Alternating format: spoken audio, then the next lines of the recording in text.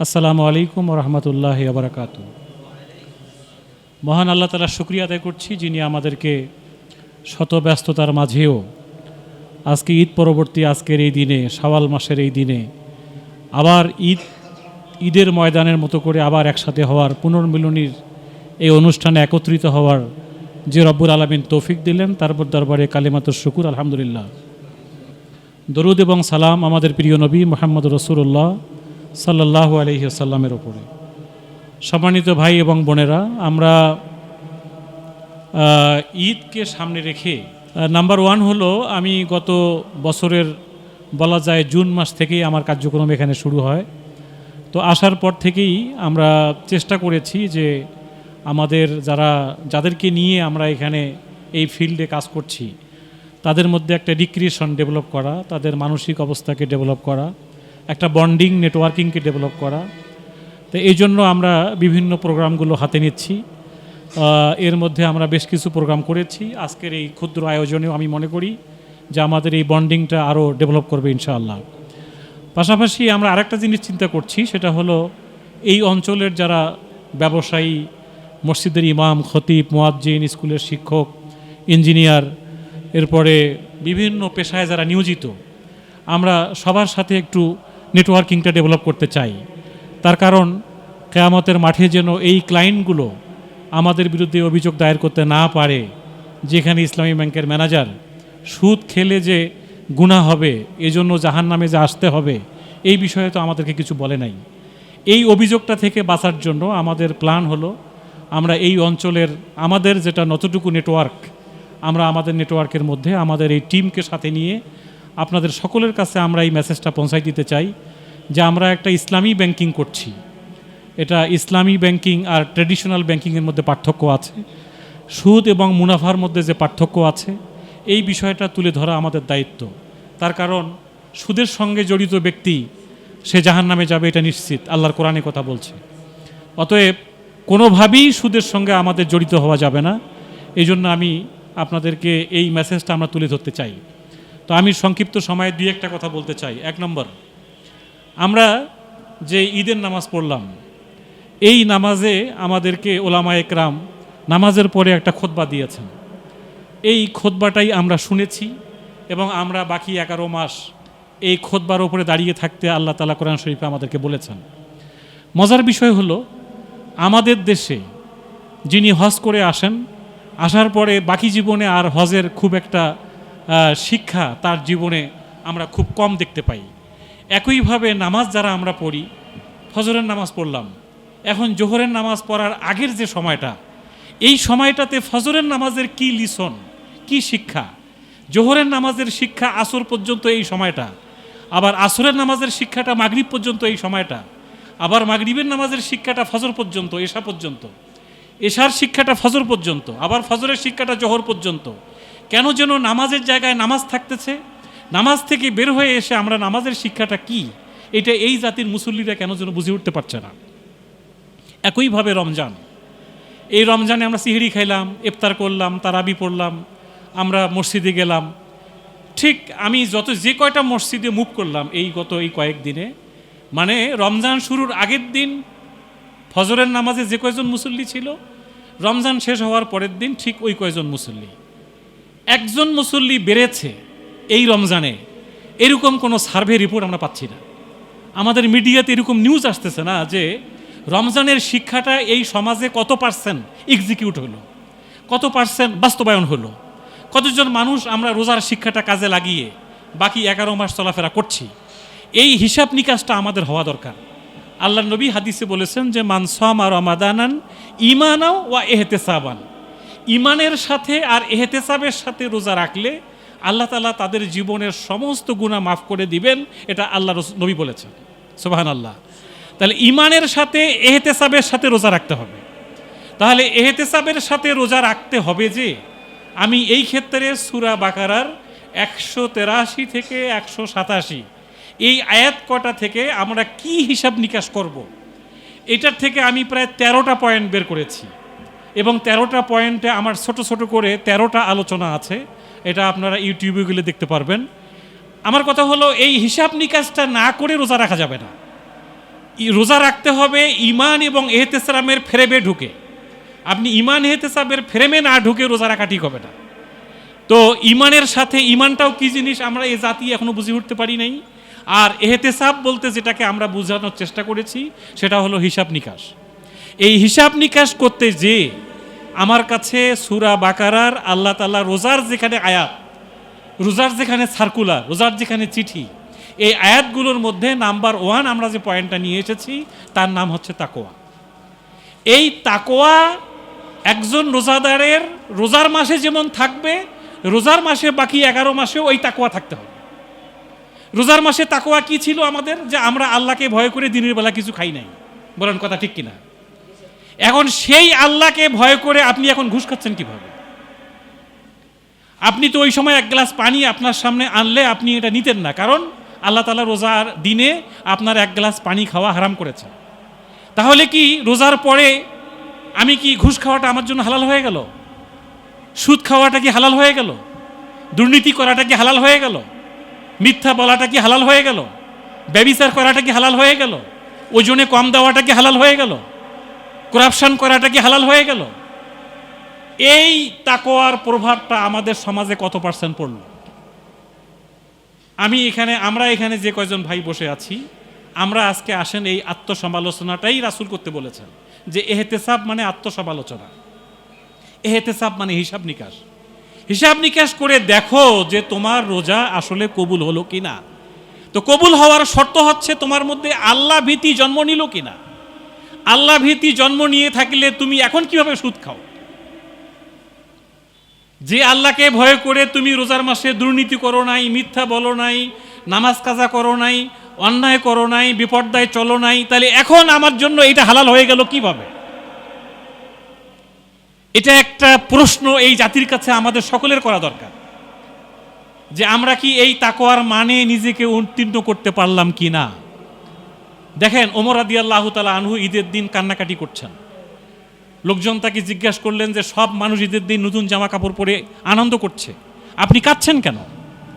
তো উনি বললেন, মানুষ যদি মনে করে থাকে যে তাকওয়ার সমস্ত গুণ সে অর্জন করেছে, কোরআন সে বুঝতে পেরেছে, রমজানের কারণে তার গুনাহ খাতা মাফ হয়ে গেছে, তিনি রহমত পেয়েছেন, মাগফিরাত পেয়েছেন, নাজাত পেয়েছেন, এইটা যদি কোনো রোজাদার বিশ্বাস করে এবং মনে প্রাণে মেনে নেয় এবং সে যদি নিশ্চিত হয় যে আমার গুনাহ আল্লাহ মাফ করে দিয়েছে, সে আনন্দ ফুর্তি করতে পারে। কিন্তু আমি ওমর তো বুঝতে পারছি না আমার গুনাহ মাফ হয়েছে কি। একজন দুনিয়াতে আশারায় মুবাশশারার একজন ব্যক্তি, যাকে জান্নাতের সার্টিফিকেট দুনিয়াতে তিনি পেয়েছেন, এইরকম একজন ব্যক্তির অনুভূতি যদি এরকম হয়, আপনার আমার অবস্থানটা কোথায়? আমি এই তাকওয়ার জায়গাটাতে আপনাদেরকে বলবো, আসুন রমজানে আল্লাহর নবী এসে তিনি ঈদগাহে নামাজ পড়েছেন 2 রাকাত, তারপরে জাতির উদ্দেশ্যে বক্তব্য দিয়েছেন, এটাকে আমরা খুতবা বলি। এই খুতবাটা দেওয়ার পরে সেখানে তো মাইক ছিল না, কোনো ইন্টারনেট ছিল না, তিনি আবার মহিলাদের অঙ্গনে গিয়েছেন, সেখানে যে মহিলাদের উদ্দেশ্যে বক্তব্য দিয়েছেন। এই বক্তব্যটা আমরা কতজন জানি? সেখানে তিনি বলেছেন যে আমি মেরাজের রাত্রে দেখেছি মহিলাদের মধ্যে অধিকাংশই জাহান্নামী। এর কারণটা কি? তিনি বলেছেন যে মহিলারা খোঁটা দেয়, তারা অল্পে তুষ্ট হয় না, স্বামীর সারা জীবনের অর্জনকে সে মুহূর্তের মধ্যে ধ্বংস করে দেয়। এই কারণেই তাদের মধ্যে অধিকাংশ মহিলাকে আমি জাহান্নামে দেখেছি। এই জন্য আল্লাহ নবী বলেছেন যে এই জায়গাটা থেকে বাঁচতে হলে তুমি দান সাদাকা করো, ব্যাপকভাবে সাদাকা করো, মানবতার জন্য কল্যাণে কাজ করো। আল্লাহ নবীর এই কথা শুনে হাদিসে এমনও আসছে যে কেউ কানের দুল, গলার গহনা, গলার অলংকার, মানে তার পরনে যা আছে সমস্ত কিছু ছেড়ে দিয়েছে আল্লাহ নবীর আদর্শের জন্য। সেই খুতবাটা আমরা কতজন শুনতে পাচ্ছি? পাশাপাশি আমরা যে এই ইহতিসাবের জায়গায় নাম্বার 1 আমি কথাটা বললাম যে আমাদের তাকওয়ার গুণ কতটুকু অর্জন হলো। আমাদের ব্যবসায়ী ভাইয়েরা এখানে আছেন, আমাদেরকে নাম্বার 1 সিদ্ধান্ত নিতে হবে যে আমাকে পুরো লাইফটাই তাকওয়া ভিত্তিক জীবন পরিচালনা করতে হবে। আমরা কি এই বিষয়ে একমত কিনা বলেন? আমাদেরকে তাকওয়া, আল্লাহর ভয় সকল মুহূর্তে, সকল মিনিটে, সকল ঘন্টায়, সকল সেকেন্ডে আপনাকে এক্সিকিউট করতে হবে। আপনার পাটা আপনি যে ফেলছেন, এটা কি তাকওয়ার খেলাফ হচ্ছে কিনা আপনাকে খেয়াল করতে হবে। আল্লাহর কোরআন এই ক্ষেত্রে আপনাকে কি বলছে, আল্লাহর নবী এই ক্ষেত্রে কি বলেছে। এই জায়গাটা থেকে আমি বলবো যে আমাদের যারা এখানে স্টাফ আছেন, আমরা আজকে আত্মসমালোচনা করি যে আমরা যদি প্রপার কাস্টমার সার্ভিস না দেই, এটা তাকওয়ার খেলাফ। আপনি এখানে 8 ঘন্টা ডিউটি করবেন, আপনাকে এখানে প্রপার 8 ঘন্টা কাস্টমার সার্ভিস দেওয়ার জন্য আপনাকে নিয়োগ দেওয়া হয়েছে, আমি ম্যানেজার সহ। এখানে যদি কোনো কারণে কোনো কাস্টমারের সার্ভিস হ্যাম্পার হয়, সে যদি প্রপারলি ডিউটি আমরা যদি তার কাছে না করি, আমরা দেখা যাচ্ছে যে একজন কাস্টমারকে সামনে রেখে মোবাইলে কথা বলছি, অথবা আমি বাইরে যেয়ে চা খাচ্ছি, অথবা ঘুরে বেড়াচ্ছি, যেগুলো সরকারি অফিসগুলোতে হয়ে থাকে। এটা একটা প্রাইভেট জব, এটা আমরা ইসলামী ব্যাংকে জব করছি।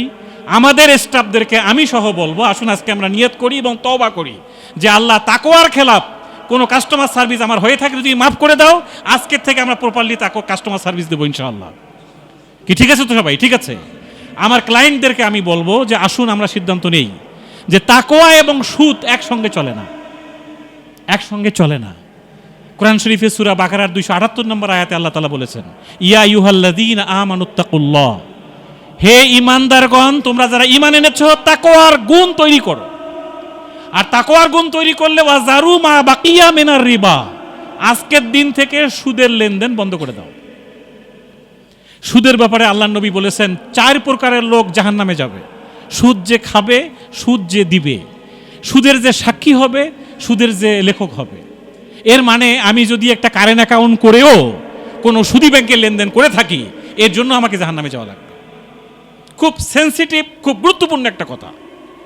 এবং 277 নম্বর আয়াতে আল্লাহ তাআলা বলেছেন যে নামাজ, ঈমান, রোজা, হজ, যাকাত এগুলো যদি সুদ ভিত্তিক হয়, সুদও থাকে, নামাজও থাকে, সুদ থাকে, রোজা থাকে, সুদ থাকে, যাকাত থাকে, সুদ থাকে, আপনার ঈদ চলে, আপনার এই রোজা কোনো কাজে লাগবে না। আপনার ঈমান, আপনার নামাজ, আপনার রোজা, আপনার যাকাত সুদমুক্ত হইতে হবে। লেনদেনের কোথাও সুদের সামান্যতম থাকলে এই লোক জাহান্নামে। ওমান আদা ফাউলাইকা আসহাবুন নার হুম ফিহা খালিদুন, সূরা বাকারার 275 নম্বর আয়াত। আল্লাহ বলছে, আমি যে সুদ নিষিদ্ধ করলাম, আমার এই কথা শোনার পরেও যদি তুমি বাড়াবাড়ি করো, ওমান আদা, যদি বাড়াবাড়ি করো, সীমা লঙ্ঘন করো, ফাউলাইকা আসহাবুন নার হুম ফিহা খালিদুন, তোমাকে আমি জাহান্নামে পাঠাবো এবং চিরদিন সেই জাহান্নামে থাকতে হবে। কোনো দোয়া, ওজিফা, কোনো পীর, কোনো মাশায়েখ, কোনো আলেম ওলামা আপনাকে ওই জাহান্নাম থেকে বাঁচাতে পারবে না। তাহলে আমরা আমাদের লেনদেনে আমরাও যেন সুদের কোনো সামান্যতম আশ্রয় নেব না। আমাদের ক্লায়েন্ট যে কজন ভাই এখানে এসেছেন, আপনারা এই মেসেজটা আপনাদের মাধ্যমে এই অঞ্চলে আমরা সবার কাছে পৌঁছায় দিতে চাই। পারবো তো ইনশাআল্লাহ আমরা সবাই। নাম্বার 2, আমি যে কথাটা বলবো, আল্লাহর নবী আমাদেরকে যেটা রমজানে রোজা রাখার পরে বাকি 11 মাস যে কাজটা করতে বলেছেন, একটা দিক হলো যে আমাদের দেশে তাকওয়ার বিষয়টা আমি যদি আরেকটু বলি, যে আমাদের এই দেশে যারা বিভিন্ন অ্যাডমিনিস্ট্রেশনে আছে, বিভিন্ন চাকরি নিয়োগ দিচ্ছেন, বিভিন্ন লোকজনকে ট্রান্সফার করছেন, প্রমোশন দিচ্ছেন, পৃথিবীর বিভিন্ন প্রতিষ্ঠানে যারা এই কাজে নিয়োজিত, এদেরকে HR বলে, হিউম্যান রিসোর্স ম্যানেজমেন্ট বলে। এই ম্যানেজমেন্টে আমি যদি একজন যোগ্য লোককে আমি তার জায়গায় না দিয়ে কোনো কারণে একজন অযোগ্য লোককে সেখানে বসাই দিই, এটাও কিন্তু তাকওয়ার খেলাফ। আমি একজন যোগ্য লোককে প্রমোশন না দিয়ে অযোগ্য লোককে প্রমোশন দেওয়াটাও তাকওয়ার খেলাফ। আমি একজন যোগ্য লোককে তার যোগ্য জায়গা মতো না বসানোটাও তাকওয়ার খেলাফ। এই জন্য মালদ্বীপের একজন অ্যাম্বাসাডার আমাদের বাংলাদেশের, আমি ওনার কোনো একটা প্রোগ্রামে, ঈদে মিলাদুন্নবীর একটা প্রোগ্রামে উনি বলেছিলেন যে এই দেশটাতে একজন পুলিশ অফিসার নিয়োগ দিল, দেখা হতো তিনি কোরআনের হাফেজ কিনা এবং তার মধ্যে কোরআনের যোগ্যতা আছে কিনা। আপনার মধ্যে যদি জ্ঞান না থাকে, যোগ্যতা না থাকে, স্কিল না থাকে, কোয়ালিটি না থাকে, তাহলে আপনি তো এই জাতি, দেশ, সমাজ, বিশ্বকে তো আপনি ধ্বংস করে ফেলবেন। এই জন্য যোগ্য লোককে যোগ্য জায়গায় বসানো, অযোগ্য লোককে যোগ্য জায়গায় বসানোটাও তাকওয়ার খেলা। এই জন্য অ্যাডমিন, HR বিভিন্ন জায়গায় আমরা বিভিন্ন সমিতির দায়িত্বে থাকি, আমাদের বিভিন্ন জায়গায় আমানত থাকে, আমরা বিভিন্ন পদ পজিশনে থাকি। আমি ম্যানেজার হিসাবে এখানে একটা পদের মধ্যে আছি, একটা স্টাবলারের পিন পর্যন্ত আমার অন্যায়ভাবে বহন করার কোনো সুযোগ নাই, কোনো সুযোগ নাই। আমিরুল মুমিনিন ওমর রাদিয়াল্লাহু তাআলা আনহু, তিনি তার বাইতুল মালের যিনি অর্থ মিনিস্টার, তাকে এই কথা বলেছিলেন যে আমাকে 1 মাসের স্যালারি অ্যাডভান্স দেওয়া যায় কিনা। তো উনি বলেছেন, আপনি যদি গ্যারান্টি দেন যে আপনি 1 মাস অ্যাডভান্স চাকরি করবেন, আপনি বেঁচে থাকতে পারবেন, আপনার হায়াত ততদিন আছে, তাহলে আমি এই কাজ করতে পারব। চিন্তা করা যায় তাকওয়ার বিষয়টা কত গুরুত্বপূর্ণ। আবার আল্লাহ তাআলা কোরআন শরীফে বললেন, ওয়ালাউ আন্না আহলুল কুরা আমানু ওয়াত্তাকাউ লা ফাতাহানা আলাইহিম বারাকাতিম মিনাস সামাই ওয়াল আরদ। তুমি যদি যে কোনো ভাবে হোক টাকা পয়সার মালিক হইতে হবে, এই ধান্দা থেকে যদি বের হয়ে আসো, বের হয়ে এসে তাকওয়া ভিত্তিক আল্লাহকে ভয় করে যতটুকু হালাল হারাম বাছ বিচার করে অতটুকুর মধ্যে যদি সন্তুষ্ট থাকো, আমি আল্লাহ তোমার জন্য আসমান এবং জমিনের উন্নয়নের বরকতের সকল দরজা উন্মুক্ত করে দেব। কোরআন শরীফ আয়াত, এটা আল্লাহর ঘোষণা। এটা তো এই জন্য আমার মনে হয় এই জায়গাটাতে আমাদের চিন্তা করা দরকার। 2 নম্বর আমি যে কথাটা বলবো, যে আমাদের এই রমজানে আমরা কোরআন শরীফ শুনেছি তারাবির নামাজে, আমরা 5 ওয়াক্ত নামাজে কোরআন শুনেছি, অনেকে কোরআন শরীফের খতম দেখেছি। আবার 27শে রমজানের পরে আমি দেখলাম বিভিন্ন মসজিদগুলোতে আর কোরআনের সেই লম্বা তেলাওয়াত আর এখন হচ্ছে না। এখন আপনি বলেন, আল্লাহ তাআলা এই রোজার মাসে কোরআন নাজিল করলেন, আমরা কি সেই কোরআনটাকে ভুলে যাব? আমরা কি এই কোরআনকে ধরব না? আমরা কি কোরআন শরীফটা বুঝবো না? আমরা কি কোরআন শরীফটাকে মেনে নেব না? আল্লাহ তাআলা খুব মায়া করে দয়া করে কোরআন শরীফ বিভিন্ন জায়গায় বলেছেন যে তুমি কি কোরআন শরীফটা খুলবে না, নাকি তোমার হার্টটাকে তুমি তালাবদ্ধ করে রেখেছো? আফালা ইয়াতাদাব্বারুনাল কোরআন, তুমি কি আমার কোরআনের কাছে আসবে না, আমার কোরআনটা খুলবে না? তোমার 2টা ঠোঁট তো আমি দিলাম, আলাম নাজআল্লাহু আইনাইন, তোমার 2টা চোখ আমি দিলাম, ওয়া লিসানান, তোমার জিহ্বা দিলাম, যে জিহ্বা দিয়ে তুমি আজকে উল্টাপাল্টা কথা বলো, সেই জিহ্বাটা তো আমি দিয়েছি। ওয়া শাফাতাইন, তোমাকে 2টা ঠোঁট দিয়েছি, তোমার সুন্দর একটা বডি স্ট্রাকচার দিয়েছি। ফি আইয়ি সূরাতি মা শাআ রাক্কাবাক, আমি আল্লাহ যেভাবে চেয়েছি আমার মনের মতো করে তোমার ডিজাইন করেছি। এত সুন্দর আকৃতি বানানো একটা ডিজাইন চেহারা নিয়ে তুমি আমার কোরআন শরীফ বুঝবে না? সূরা কমারের মধ্যে আল্লাহ তাআলা 4 বার বলেছেন, ওয়ালাকাদ ইয়াসসারনাল কোরআন লিযিকির, আমি পৃথিবীর মানুষের জন্য কোরআনকে সহজ করেছি। ফাহাল মিম মুদ্দাকির, তোমাদের মধ্যে কি কেউ নেই এই কোরআনটাকে খুলে রিসার্চ করার, গবেষণা করার, পড়াশোনা করার? 4 বার এখানে এই কথাটা এসেছে। 4 বারের ফাঁকে ফাঁকে আল্লাহ বলছে, যারা যুগে যুগে কোরআনের গবেষণা থেকে মুখ ফিরিয়ে নিয়েছে, যারা কোরআনকে ধারণ করে নাই, কোরআনকে পড়ে নাই, বোঝে নাই, মেনে নেয়, তাদের মধ্যে একটা ফেরাউন, তাকে আমি ধ্বংস করে দিয়েছি। তাদের মধ্যে একটা আদ জাতি, তাদেরকে ধ্বংস করে দিয়েছি। তাদের মধ্যে একটা সামুদ জাতি, তাদেরকে আমি ধ্বংস করে দিয়েছি। যুগে যুগে যদি কেউ কোরআন থেকে দূরে থাকো, আমান আরাদা আন যিকরি ফাইন্না লাহু মাঈশাতান দানকা, তুমি যদি কিয়ামতের মাঠে শুধু না এই পৃথিবীতে যদি তুমি কোরআন থেকে দূরে থাকো, আমি তোমার লাইফ স্টাইলটাকে অস্থির করে দেব, অস্থির করে দেব। আজকে আমাদের লাইফ স্টাইলটা দেখেন, প্রত্যেক দিন আমাদের ঢাকা শহর থেকে শুরু করে এই গাজীপুর, এই নারায়ণগঞ্জ, এই সাভার, সারা বাংলাদেশের সমস্ত ডিস্ট্রিক্ট শহরে আমাদের লাইফ স্টাইলটা কিন্তু অস্থির হয়ে গেছে। আমরা কোথাও কোনো স্বাভাবিক জীবনযাপন করতে পারছি না। অটো, রিক্সা, ভ্যান, গাড়ি, মোটরসাইকেল, কেউ কাউকে পাত্তা দিচ্ছে না, কোনো পরোয়া করছে না। সে যে যার মতো, তাকে আগে যেতে হবে, তার ভাগটা আগে লাগবে, তার পথটা আগে দিতে হবে, তার পজিশন আগে দিতে হবে। এই অস্থির লাইফ স্টাইলটা কিন্তু এই কারণেই যে আমরা কোরআন থেকে দূরে, আমরা অন্যকে প্রায়োরিটি দেওয়া শিখলাম না, অগ্রাধিকার দেওয়া শিখতে পারলাম না। এই জন্য আমি আজকে এখানে আমরা একটু আমরা এখানে সিদ্ধান্ত নিতে চাই, আমরা কি আজকের দিনে থেকে একটু নিয়াত করতে পারি কিনা, একটু আত্মসমালোচনা করতে পারি কিনা যে আল্লাহর কোরআনটা আমরা এখন খুলবো, কি পারি কিনা বলেন? হ্যাঁ, আমি একেবারে আল্লাহর কসম করে বলতেছি, এই মাগরিবের নামাজের আজান হয়ে গেছে, আপনি যদি আল্লাহর কোরআন না পড়েন, না বোঝেন, না মানেন, আপনার আমার পক্ষে কবরের 3টা প্রশ্নের উত্তর দেওয়া সম্ভব না, সম্ভব না। পরিষ্কার রাসূলের হাদিস। আমরা কবরে অনেকেই মারা গেলে খালি হুজুরের কাছে যাই, পীর সাহেবের কাছে যাই, মানুষকে ডেকে এনে খাওয়াই আর বলি যে বাবা মারা গেছে, দোয়া করে দিয়েন, মা মারা গেছে, দোয়া করে দিয়েন। আগে জিজ্ঞাসা করো তোমার বাবা কোরআন শরীফ পড়তে পেরেছে কিনা, তোমার মা কোরআন পড়েছে কিনা, তুমি নিজে কোরআন শরীফ জানো কিনা। আপনি কোরআন শরীফ শুধু পড়া শিখলে হবে না, এটা বুঝতেও হবে।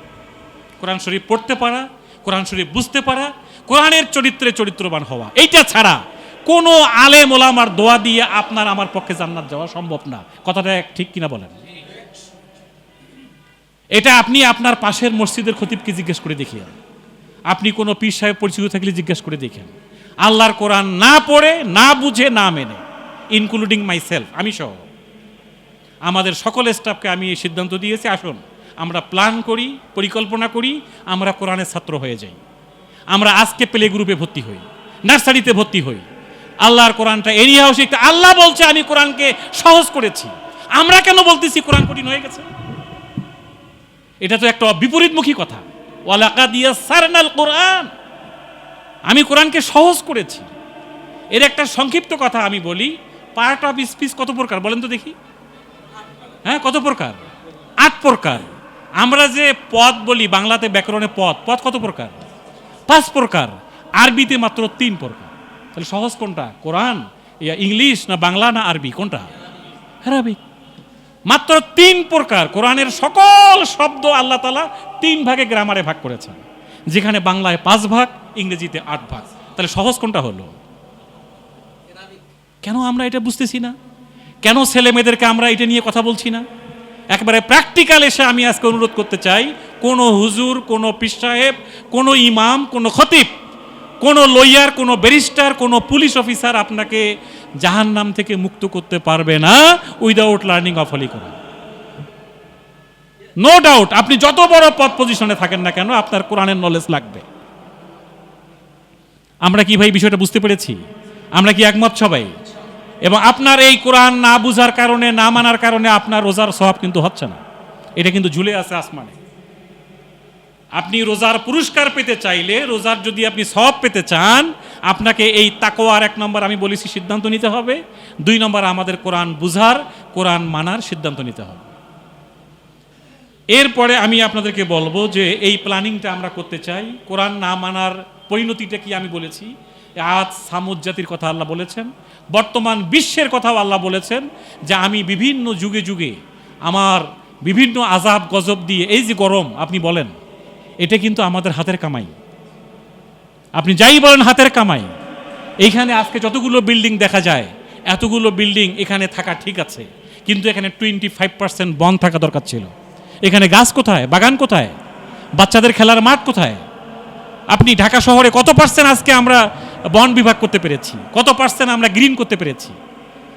কোরআন শরীফে সূরা আর রহমানে আল্লাহ তাআলা এই কথা বলেছেন যে মানুষ যখন তার প্রকৃতি এবং তার বাসস্থানকে যখন ব্যালেন্স করতে পারে না, তখন সেখানে বিভিন্ন ধরনের বিশৃঙ্খলা দেখা দেয়, মিজানের মানদণ্ড ধ্বংস হয়ে যায়, ভারসাম্য থাকে না। আজকে আরব দেশে বৃষ্টি হচ্ছে, আমার এখানে খরা হচ্ছে। অবাক লাগে এটা। আরব দেশ গ্রিন করতেছে, আমরা গ্রিনগুলোকে কেটে ফেলতেছি।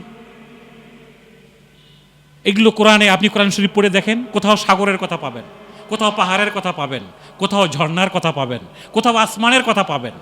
সংস্কৃতি বলতে যা বোঝায়, ঈদ পুনর্মিলনী মানে অনেকেই মনে করে সেখানে একটা বড় ধরনের সাউন্ড সিস্টেম থাকবে, হিন্দি গান হবে, নাচ গান হবে, সেখানে রং ঢং হবে। আপনি বলেন এই যে কোরআন শরীফ, আপনি অবাক হয়ে যাবেন যে লবিত নামে একজন সাবায়ে মোয়াল্লাকার একজন কবি ছিল। সাবায়ে মোয়াল্লাকাও তো আমরা কি জিনিস অনেকে জানি না। আরবের দেশে সমস্ত সাহিত্যিকদের মধ্যে 7 জন সাহিত্যের মানে উন্নীত এরকম 7 জন লোককে বাছাই করা হইতো, যাদের কবিতা, যাদের লেখা কাবা ঘরের দেয়ালের মধ্যে লটকানো হইতো। এই 7 জন সাহিত্যিকের মধ্যে একজন ছিল লবিত, যিনি পরে কোরআনের কাছে এসে ইসলাম গ্রহণ করেন। আল্লাহ নবী তাকে জিজ্ঞাসা করলেন, লবিত, এখন কেন তুমি আর কবিতা লেখো না? এখন কেন তোমার গান শোনা যায় না? এখন তোমার ছন্দগুলো গেছে কোথায়? লবিত বললেন, ইয়া রাসূলুল্লাহ, আমি যেদিন কোরআন শরীফ ধরতে পেরেছি, কোরআন শরীফ পড়তে পেরেছি, তখন আমার কাছে মনে হয়েছে পৃথিবীর সমস্ত গান কবিতার কাছে কোরআন শরীফের একটা আয়াত সমস্ত গান কবিতার মধ্যে কিচ্ছু না। পৃথিবীর সমস্ত গান কবিতা একখানে করলে কোরআনের একটা শব্দের সমান হবে না। আমরা সেই কোরআনটা পড়তেই পারছি না। প্রত্যেকটা ছন্দ, কবিতা, সাহিত্য সবের মধ্যে আছে। আল্লাহ তাআলা আমাদের কোরআনকে ধরার তৌফিক দান করুন। আজকে দেখেন আমরা এখানে একটা কবি নজরুলের একটা কথা লিখেছি, আজ ভুলে যা তোর দোস্ত দুশ্মন, হাত মিলাও হাতে, তোর প্রেম দিয়ে কর বিশ্ব নিখিল ইসলামী মুরিদ। আজকে আমরা সেই জায়গায় কি পৌঁছতে পারলাম? কোরআন শরীফে আল্লাহ তাআলা রমজানের আয়াতগুলোর মধ্যে এতেকাফের কথা বলেছেন। তুমি এতেকাফে যখন গিয়েছো, ওখানে আওয়ামী লীগ, বিএনপি, জামাত, চরমনাই, তাবলিগ, পাবলিক, আমরা সবাই একসঙ্গে দাঁড়িয়ে নামাজ পড়ছি না? বলেন তো, কারো বিরুদ্ধে আমাদের কোনো হিংসা বিদ্বেষ ছিল? কোনো মনোমালিন্য ছিল? আমাদের মন্ত্রীর পাশে পিয়ন বসলে কি কেউ রাগ করত? একজন সরকারি দলের লোক বিরোধী দল পাশে এসে নামাজ পড়লে কি মন খারাপ করতো? তার কারণ মসজিদটা আল্লাহর ঘর, এখানে আল্লাহর গোলাম সবাই। আমরা এই কালচারটা কি আমাদের সমাজে আমরা প্রয়োগ করতে পারলাম যে আমরা সবাই আল্লাহর গোলাম, আমরা আদম সন্তান, আমাদের কারো বিরুদ্ধে কোনো হিংসা নেই, বিদ্বেষ নেই, আমরা সবাই একাকার, আমরা সবার জন্য একটা বিধান, সেটা আল্লাহর কোরআন। আমরা এই কোরআনটা সবাই মিলে পড়ব, কোরআনটাকে বুঝবো, কোরআনটাকে মানব, এবং আমাদের সমাজে আমরা একটা ঐক্যের জায়গায় পৌঁছতে চাই। আমরা সবাই সবার জন্য ভাই, আমরা সবাই আদমের সন্তান। এই ঈদ, এই রমজান আমাদেরকে এই শিক্ষাটা দেয়। সর্বশেষ আমি যে কথাটা বলতে চাই সেটা হলো, রমজান একটা টাইম ম্যানেজমেন্টের কথা বলে। দেখুন, আপনি সিহরির সময় কিন্তু আজান যখন হয়ে গেছে তারপরেও কি আমরা সিহরি খাইছি? ইফতারের সময় কি আমরা আজানের হওয়ার পরেও কি ইফতার করা আমরা দেরি করেছি? কেন? এটা একটা টাইমের ব্যাপার আছে, ম্যানেজমেন্টের ব্যাপার আছে। এই টাইম ম্যানেজমেন্টটা রমজান আমাদেরকে শেখায়। জীবনের প্রত্যেকটি ঘাত প্রতিঘাত, ব্যবসা, ক্যারিয়ার, নেতৃত্ব, যেখানেই থাকো না কেন সময়ের প্রতি গুরুত্ব দাও। এবং সময় নিয়ে আল্লাহ তাআলা কোরআন শরীফে একটা সূরা নাজিল করেছেন, যেটাকে সূরা আসর বলা হয়। আসর মানে সময়, সময়ের শপথ। আজকে আমরা দেখেন আমাদের জীবনের একটা উল্লেখযোগ্য অবস্থা, আমরা বঞ্চিত হচ্ছি টাইম ম্যানেজমেন্ট ঠিক মতো না থাকার কারণে। আমরা এখান থেকে ঢাকায় ঠিক মতো পৌঁছতে পারছি না, মিরপুর থেকে ঢাকায় যেতে পারি না, এবং শুধুমাত্র আমাদের টাইম ম্যানেজমেন্ট, 10টার প্রোগ্রাম আমরা 11টায় শুরু করতে পারি না। এটা আমাদের জাতি হিসাবে একটা মারাত্মক দুর্বলতা আমাদের আছে, বলেন ঠিক কিনা? এই টাইম ম্যানেজমেন্টে যদি আমরা সিরিয়াস হতে পারি, আমরা যেভাবে সিহরির সময় সিহরি খেয়েছি, ইফতারের সময় ইফতার করেছি, নামাজের সময় নামাজ পড়েছি, একইভাবে জীবনের প্রত্যেকটি কায় কারবারে আমরা যদি এই টাইম ম্যানেজমেন্টটাকে এক্সিকিউট করতে পারি, দেখবেন আপনার ব্যবসায় অগ্রগতি হবে, আপনার পরিবারে অগ্রগতি হবে। আমরা দেখেন এখন যে ছেলেরা পরীক্ষা দেয়, পরীক্ষার সময় খুব লেখাপড়া করে, যেদিন পরীক্ষা থাকে না ওই দিন লং টাইম ঘুমাচ্ছে। বাচ্চাদের এখন স্কুল নাই, লং টাইম ঘুমাইতেছে। লং টাইম ঘুমানো আপনার ফ্যাট বাড়াচ্ছে, আপনার স্থূলতা বাড়াচ্ছে, আপনাকে কিন্তু আস্তে আস্তে রোগের দিকে নিয়ে যাচ্ছে।